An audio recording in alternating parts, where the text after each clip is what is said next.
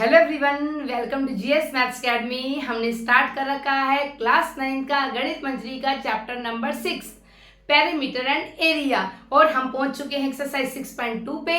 इससे पहले 6.1 और इंट्रोडक्शन हो चुका है, उसका लिंक डिस्क्रिप्शन में दिया हुआ है, आप वहां पे जाके देख सकते हैं। और आज हम स्टार्ट कर रहे हैं एक्सरसाइज 6.2। क्वेश्चन नंबर 1 स्टार्ट करते हैं। देखो क्वेश्चन नंबर 1 देखो, इसमें आपको क्या दे रखा है, ये कैसी शेप है बेटा? रेक्टेंगल। और रेक्टेंगल के अंदर क्या है? ट्राइंगल है। तो देखो सबसे पहले इसको कैसे निकाल सकते हैं। देखो ये 10 सेंटीमीटर है डीसी, तो ये भी क्या होगा है, देखो डीसी। डीसी कितना है हमारे पास? 10 सेंटीमीटर। एंड ए बी वो कितना है हमारे पास? वो भी 10 सेंटीमीटर है। अब ए डी और बी सी ये दोनों सेम होंगे, ये दोनों कितने हो गए हमारे पास? 8 सेंटीमीटर। इतना क्लियर हुआ। अब देखो इसको कैसे निकाल सकते हैं। देखो इसको निकालने के हमारे पास 2 मेथड है। ये मैं 2 मेथड इसलिए बता देती हूँ कि अगर चलो एक मेथड से नहीं समझ में आता तो दूसरे मेथड से भी बच्चा कर ले, और अगर उसको दोनों मेथड समझ में आ रहे हैं तो वो एक्स्ट्रा क्वेश्चन के लिए उसका माइंड शार्प होएगा कि वो इस तरह से भी कर सकता है और इस तरह से भी कर सकता है। तो इसलिए मैं इसको 2 मेथड से कराऊंगी। देखो पहले ध्यान से समझेंगे एक मेथड। देखो ये 8 सेंटीमीटर है तो ये भी हमारे पास आ गया 8 सेंटीमीटर। क्लियर? अब देखो ये वाली हाइट होगी 10 सेंटीमीटर, तो इसके अंदर वाली हाइट भी हो गई, क्या होगी हमारे पास? 10 सेंटीमीटर। मान लो जैसे ई लेके चल रहे हैं और यहाँ पर एफ लेके चल रहे हैं, इसके अंदर हमने ये हाइट बनाई तो वो भी हमारे पास क्या आ गई? 10 सेंटीमीटर। तो इट मीन्स 10 सेंटीमीटर हाइट आ गई। क्लियर? हमें फाइंड आउट क्या करना है? एरिया फाइंड आउट करना है इस फिगर का। तो जब हम एरिया निकालेंगे, किसका निकालना है? ए डी ई का। कैसे निकालेंगे? 1/2 बेस मल्टीप्लाई हाइट। क्लियर? अब बेस क्या है बेटा? बेस हो गया हमारे पास 8 सेंटीमीटर, तो यहां पे लिख देंगे 1/2 बेस हो गया 8 और हाइट हो गई हमारे पास 10 सेंटीमीटर। क्लियर? ये यहां से कैंसिल आउट हो गया, यहां पे आ गया हमारा आंसर 40 सेंटीमीटर स्क्वायर। क्लियर? ये तो बहुत इजी था, समझ में आ गया। अब एक और तरीके से सोचो किस तरह से कर सकते हैं। जितना हम सोचेंगे उतना हमारे क्वेश्चंस के लिए माइंड होगा और हम एक्स्ट्रा क्वेश्चन भी कर पाएंगे, तभी तो हमारे फुल मार्क्स आ पाएंगे। तो देखो ए बी सी डी, अब ए बी सी डी को लेके चलो। देखो अगर मैं इस पूरी रेक्टेंगल में से ये वाला पोर्शन और ये वाला पोर्शन जो विदाउट शेडेड है वो हटा दूं तो शेडेड ही तो बचा ना। अब देखो इसमें से एरिया ऑफ रेक्टेंगल निकालेंगे। एरिया ऑफ रेक्टेंगल निकालो, क्या हो गया? Length multiply breath. लेंथ कितनी दे रखी है आपको? 10 सेंटीमीटर। ब्रेथ कितनी दे रखी है आपको? 8 सेंटीमीटर। तो 80 सेंटीमीटर स्क्वायर आ गया। अब देखो इसमें से विदाउट शेडेड वाले पोर्शन को सबट्रैक्ट करेंगे। अब देखो ये 8 है और ई इसका मिड पॉइंट है, तो ये भी क्या होगी बेटा? 4 और ये भी क्या होगी हमारे पास? 4। तो ए बी ई में निकालते हैं, area of triangle A B E में निकालेंगे। क्या आ जाएगा? 1/2 बेस कितना हो गया इसका? 4। हाइट कितनी होगी यहाँ पे? 10। क्लियर? यहाँ पे कट कर देंगे तो यहाँ क्या आ गया? 20। क्लियर? सेम ऐसे निकालेंगे डी ई सी में। समझ में आ रहा है ना बेटा? 1/2 4 मल्टीप्लाई 10, ये कैंसल आउट हो गया, यहाँ पे आ गया 2 5 जा 10 20। ठीक है? अब कैसे निकालना है शेडेड पोर्शन को? देखो यहां करके दिखाती हूँ।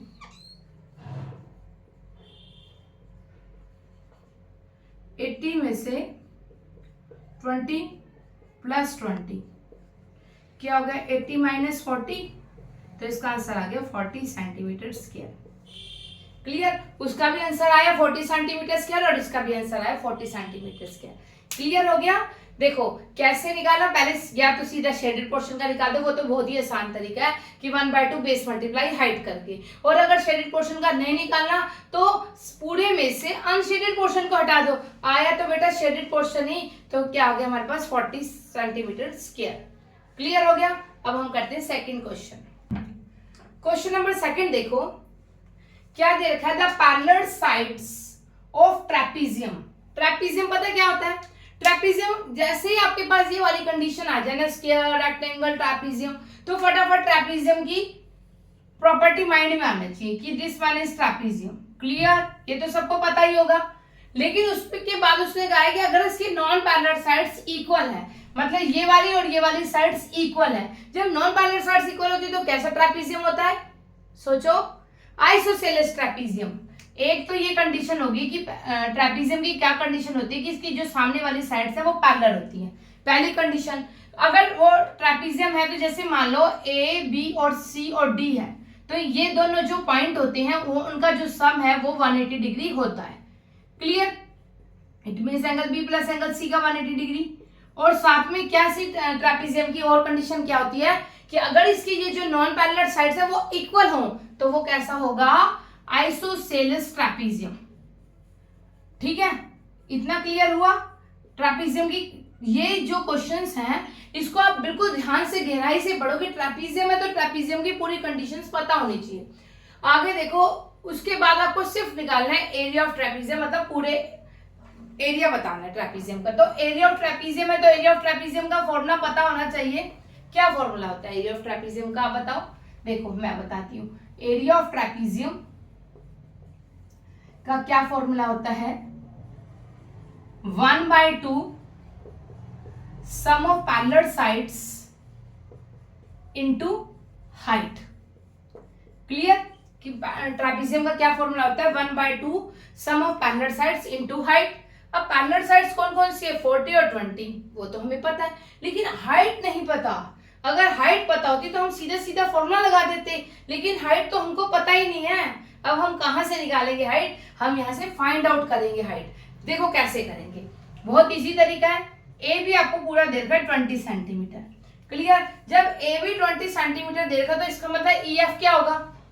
इसके सामने वाली साइड्स वही पैरेलल है तो ये वाली इक्वल होगी यहां तक, तो ये क्या आ गया? ई एफ भी आ गया हमारे पास 20 सेंटीमीटर। इसको क्या लिख सकते हैं? देखो डीसी को क्या लिख सकते हैं हम? DC is equal to DE plus E F plus F C. अब ई एफ कितना आ गया? 20 सेंटीमीटर।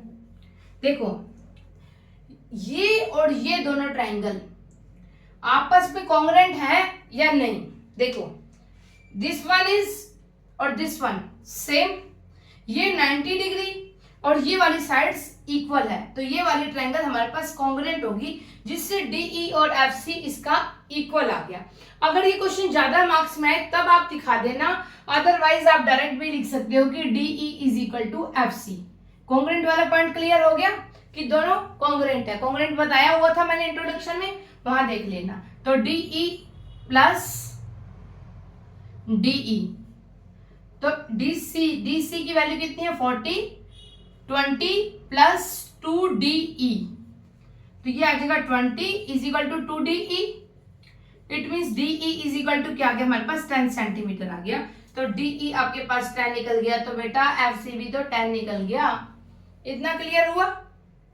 अब देखो आपको DE पता है, AD पता है और ये भी पता है कि ये राइट एंगल ट्रायंगल है, तो क्या लगा सकते हैं? इसको रब कर देती हूँ।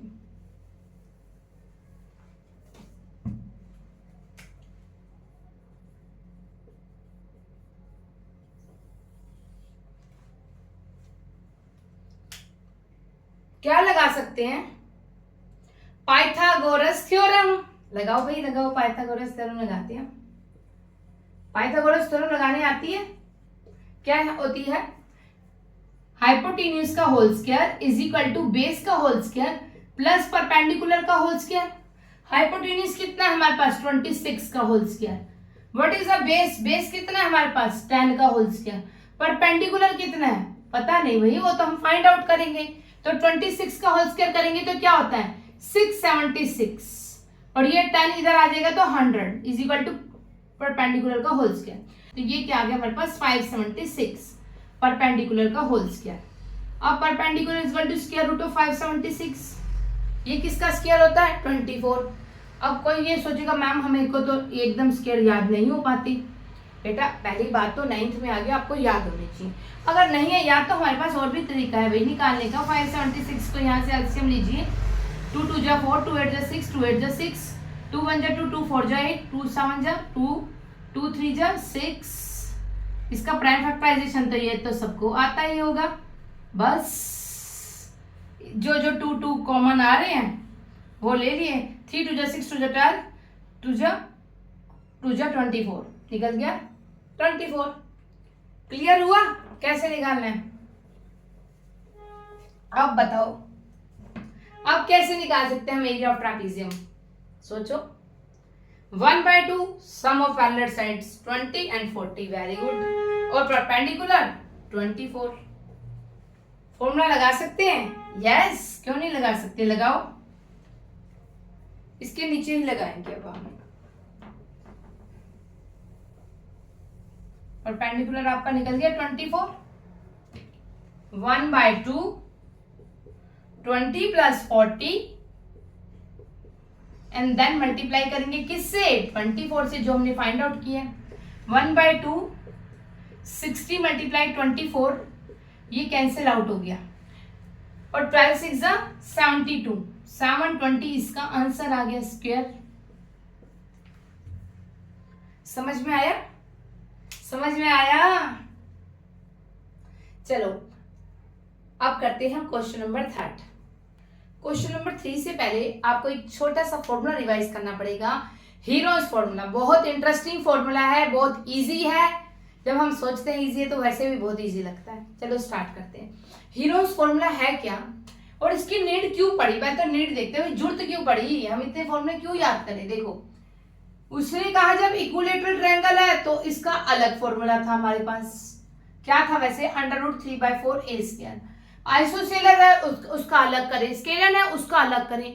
तो हीरोन्स ने कहा कि आपको अलग अलग फॉर्मूला याद करने की नीड नहीं है। अगर आपके पास इक्विलेटरल ट्रायंगल है तो भी आप हीरोन्स फॉर्मूला लगाइए, सेम आंसर आएगा। मान लो आप इक्विलेटरल ट्रायंगल का फॉर्मूला भूल गए, लेकिन तो हीरोन्स फॉर्मूला से निकल जाएगा। आइसोसेलस है तभी भी हीरोन्स फॉर्मूला से निकल जाएगा, और स्केलर है तो भी हीरोन्स फॉर्मूला से निकल जाएगा। इसलिए उसने कहा कि हीरोन्स फॉर्मूले से ये सारी ट्रायंगल सॉल्व हो पा रही है, तो इसलिए हमें हीरोन्स फॉर्मूला की नीड पड़ी। अब एक्चुअल में हीरोन्स फॉर्मूला है क्या? देखो, आपको कोई भी ट्रायंगल दे रखी है, ट्रायंगल का पैरामीटर कैसे निकालते हैं ये तो सबको पता ही है, सम ऑफ ऑल साइड्स करके। तो एस कैसे निकालेंगे हम? सम ऑफ ऑल साइड्स मतलब a + b + c, और s निकालने के लिए 2 कर देंगे। ऐसे याद कर लो, s means semi parameter, semi मतलब पैरामीटर का हाफ। क्लियर हुआ कि ये कैसे आया?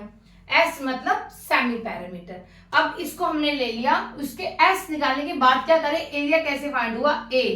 अब निकल रहा है एक्चुअल में एरिया स्क्वायर रूट, भूलना नहीं। सबसे पहले शुरुआत किससे होगी? स्क्वायर रूट से। इसमें एक बच्चे गलती करते हैं, मैंने आपको पिछली वीडियो में बताया, जो बच्चे गलती करते हैं वो आपको नहीं करनी। जब मैंने आपको बता दिया उस पे लगाओ स्टार, और वो गलती दोबारा नहीं होनी चाहिए। क्लियर?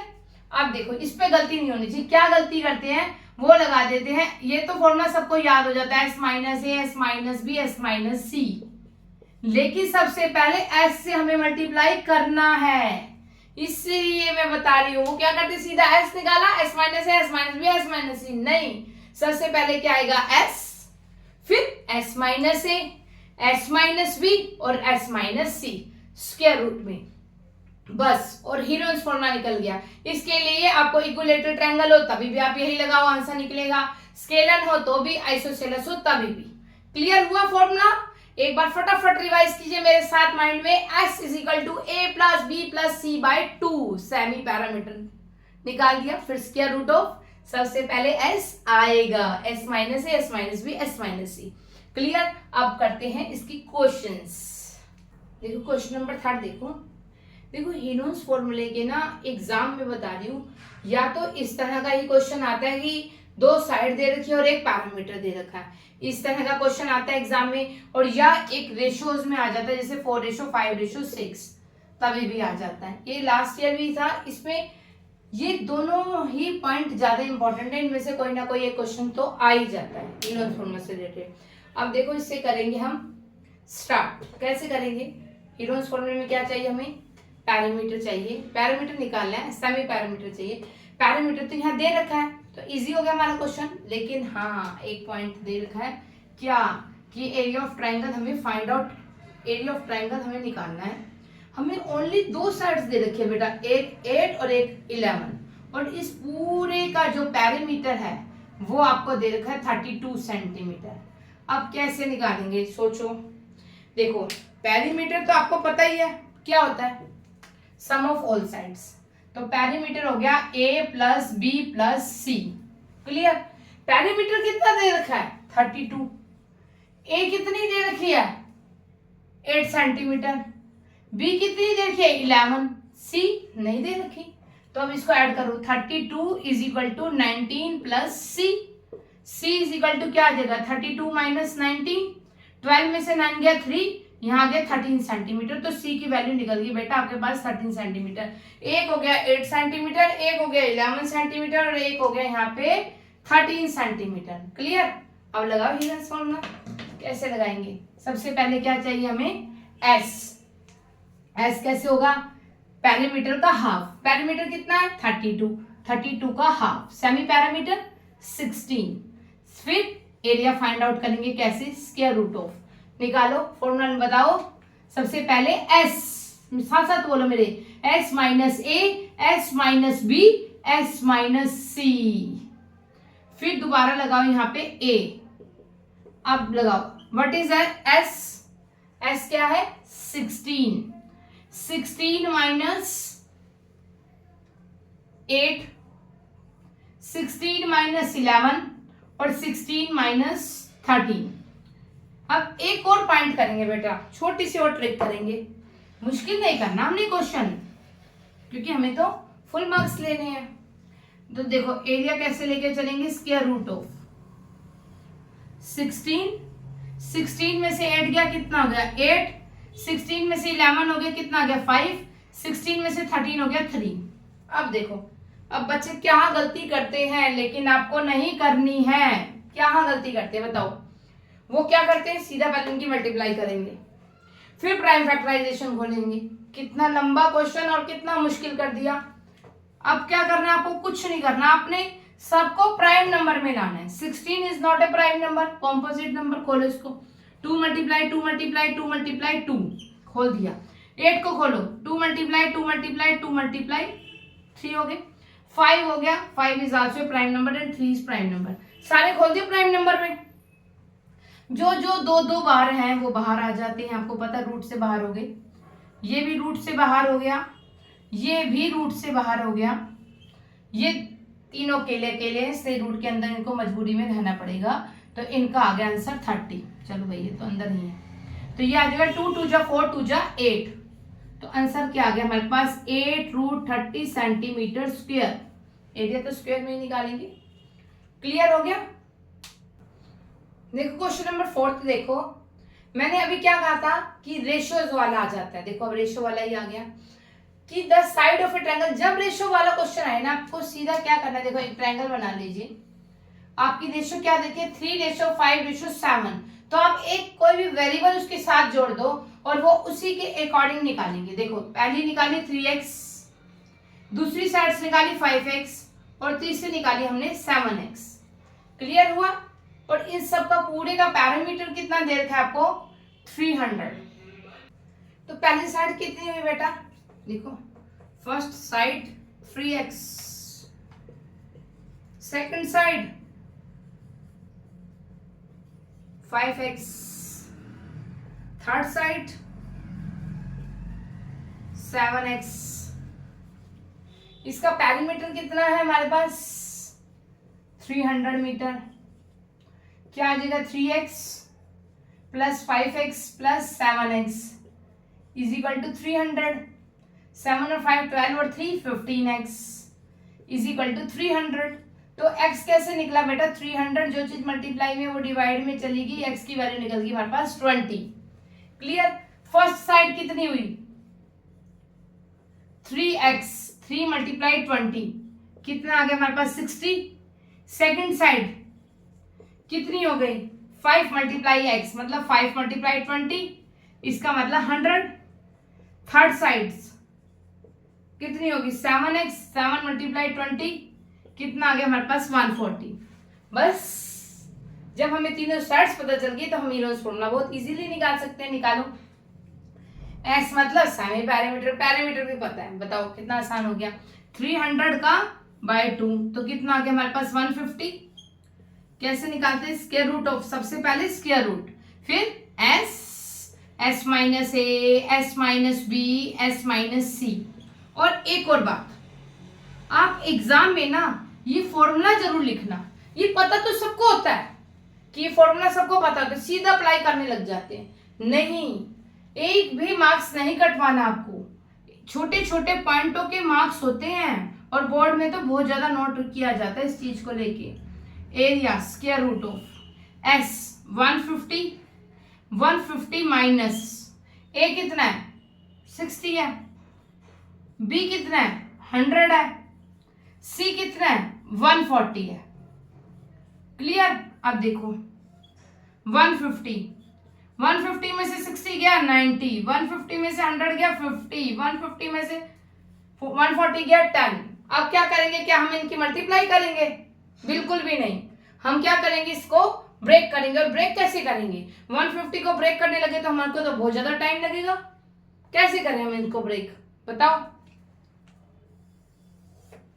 कैसे करें। अब 150 को ब्रेक करें, 90 को ब्रेक करें, 50 को ब्रेक करें, 10 को ब्रेक करें तो ये तो और ज्यादा हमारा, हम अपना टाइम नहीं लगाना।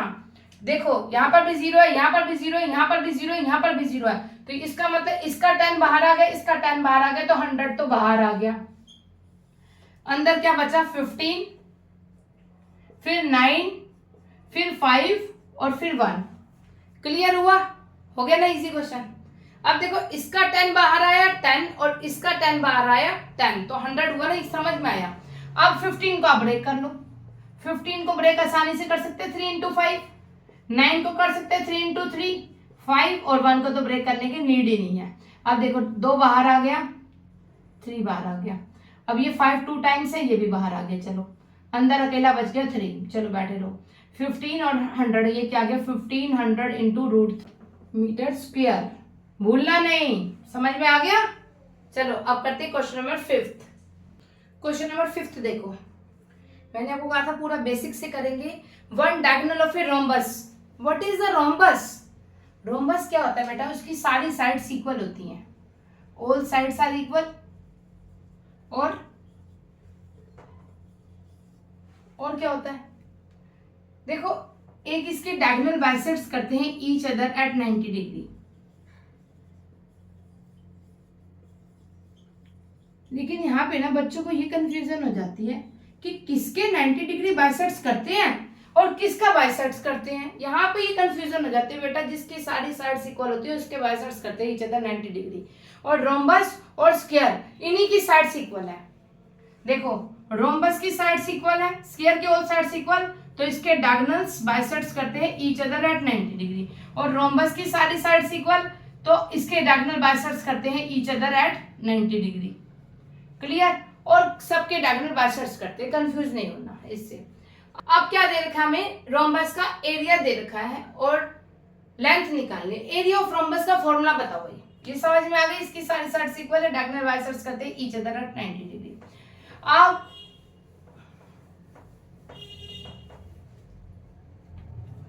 एरिया ऑफ रोम्बस का फॉर्मूला बताओ भाई। एरिया ऑफ रोम्बस क्या होता है, 1/2 डायगोनल 1 इंटू डायगोनल 2। ठीक है, क्लियर।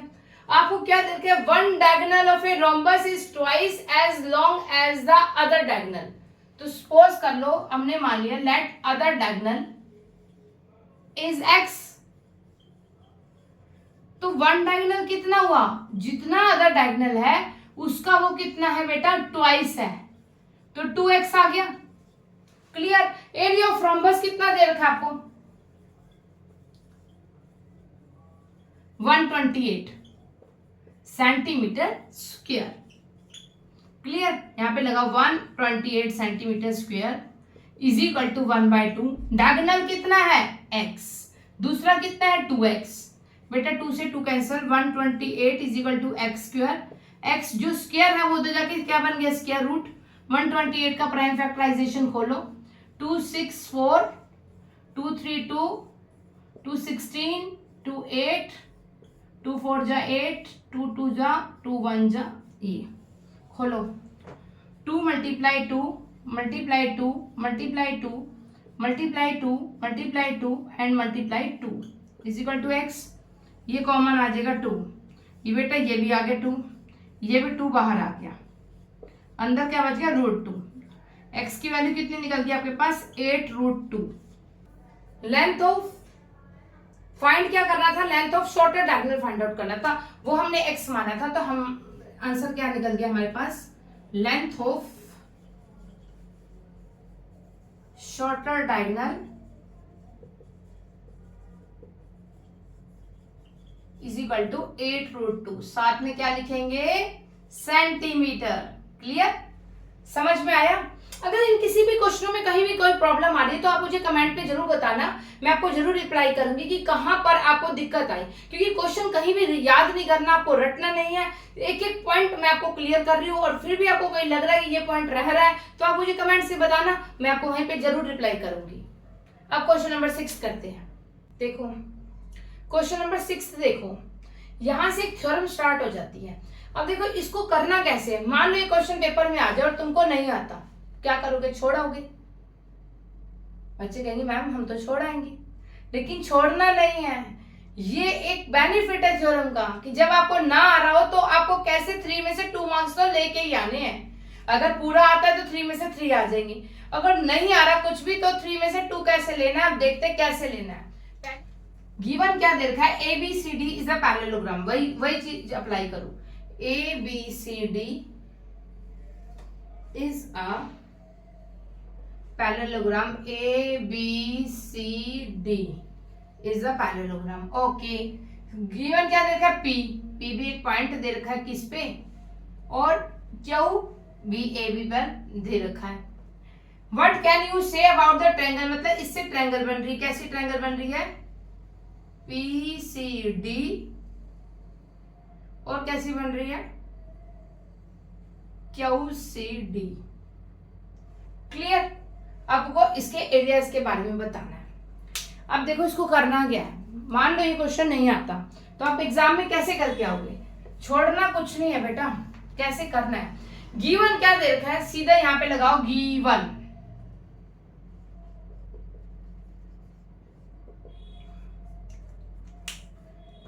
जो गिवन है चुपचाप ऐसे कैसे लिख दो, ABCD आता है या नहीं आता, ABCD is a parallelogram, P and Q are any 2 points on side AB। देखो मैंने कुछ चेंज करा, एज इट इज लिख दिया, आपने भी एज इट इज लिख देना है। टू प्रूव क्या करना है, जो आपको निकालना है इसके एरियाज के बारे में बताना है आपको। Area of triangle PCD is equal to area of triangle QCD। ठीक है, अब देखो क्वेश्चन को ध्यान से समझो कि ये पैरेललोग्राम है। पैरेललोग्राम की प्रॉपर्टी पता है, चलो एक बार डिस्कस भी कर लेते हैं कि पैरेललोग्राम क्या होता है। इसकी ऑपोजिट साइड्स जो ये वाली है ना वो पैरेलल होती हैं और इक्वल होती हैं। क्लियर, ऑपोजिट एंगल इक्वल होते हैं, और ये जो डायगोनल्स है ना, ये अंदर वाले ये डायगोनल्स ये बाइसेक्ट्स करते हैं ईच अदर।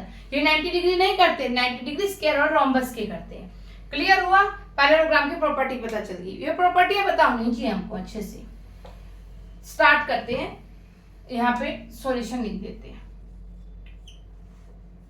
अब देखो ABCD इज ए पैरेललोग्राम है, तो हम यहाँ लिख देते हैं ABCD। देखो क्वेश्चन नहीं आ रहा, करना कैसे है, ABCD इज ए पैरेललोग्राम लिख दिया। अब पैरेललोग्राम है तो सामने वाली साइड पैरेलल है, तो लिख दो AB is parallel to CD, लिख दी AB is parallel to CD। जो आता था गिवन वही लिख दिया। साथ में क्या दे रखा है, P एंड Q। अब देखो पहले एक इतना गिवन हो गया, ठीक है। अब निकालना मुझे एरिया।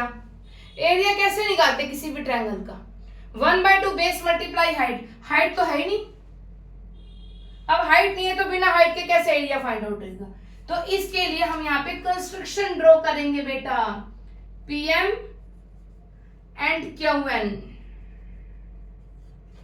तो यहां पे कंस्ट्रक्शन का पॉइंट आएगा, construction draw perpendicular from PM from P and Q, P and Q। ठीक है, अब समझ में आया कि कंस्ट्रक्शन कैसे करा। अब याद तो कुछ करना है नहीं कि हमें जरूरत क्यों पड़ी, इससे मैंने वो पॉइंट छोड़ा था कंस्ट्रक्शन का। अब देखो इसके बाद क्या करें, हमें पैरेललोग्राम गिवन था, हमने लिख दिया। एक और पॉइंट भी तो दे रखा है, क्या? P and Q are 2 points on AB। तो यहां लिख देंगे P and Q are 2 points on AB। देखो ये लाइन इसके पैरेलल है, P और Q 2 पॉइंट्स दे रखे, ये पैरेलल है तो इनके जो बीच का डिस्टेंस है वो तो इक्वल होगा ही, ये तो क्लियरिटी दिख रही है। और जो हमने परपेंडिकुलर ड्रॉ करे वो 90 डिग्री, तो इसका मतलब जो इसका जो बीच का ये जो हमने अल्टीट्यूड ड्रॉ करे थे वो क्या हुए, हमारे पास इक्वल हो गए, PM और QN। अब बताओ क्या करें, जितना हमारे पास गिवन था हमने सॉल्यूशन में लिख दिया। ये देखो कितना क्वेश्चन इतना कर दिया जो आ नहीं रहा था ना, गिवन लिख दिया, देख देख के टू प्रूफ लिख दिया, कंस्ट्रक्शन में पता चल गया क्योंकि एरिया निकाला था, तो ये सॉल्यूशन हमने इतना कर दिया। अब उसके बाद क्या निकालना है, एरिया निकालना है बेटा। तो एरिया लिख दो यहाँ पे, क्या किसका निकालना है, एरिया ऑफ ट्रायंगल PCD। अब गिवन के बाद जितना काम गिवन का हो गया उसको वहीं का वहीं छोड़ दो, अब टू प्रूफ का काम शुरू होगा। एरिया ऑफ ट्रायंगल PCD और area of triangle QCD। Area का हमें फॉर्मूला पता है, क्या होता है बेटा, 1/2 base multiply height. What is the base, CD। What is the height, PM। 1/2 what is the base, CD। What is the height, QN। अब इसको कैंसिल आउट कर लेते हैं, अब बच गया हमारे पास PM अपॉन QN। इसके बाद क्या करें, अभी हमने क्या प्रूफ करा था, PM और QN इक्वल थे बेटा, तो हम यहां लिखेंगे बाय 1 से, क्या आ जाएगा, PM अपॉन PM बाय 1, ये कैंसल आउट हो गया। तो इसका एरिया कैसा आ गया, 1 आ गई value, PCD upon area of triangle QCD, क्या आ गई वैल्यू 1। यही प्रूफ करना था, आंसर निकालना था, हमने निकाल दिया। उसका क्या कह रहे हो आप, उसके रेशियोज के बारे में, एरियाज के बारे में, तो हमने बता दिया कि उसका जो एरिया का रेशियो है वो हमारे पास 1 आ रहा है। अब बताओ कि कितना इजी लगा आपको ये क्वेश्चन की नहीं, कमेंट में जरूर बताना। बाकी क्वेश्चन हम करेंगे नेक्स्ट वीडियो में। If you find my videos useful please subscribe and like my channel.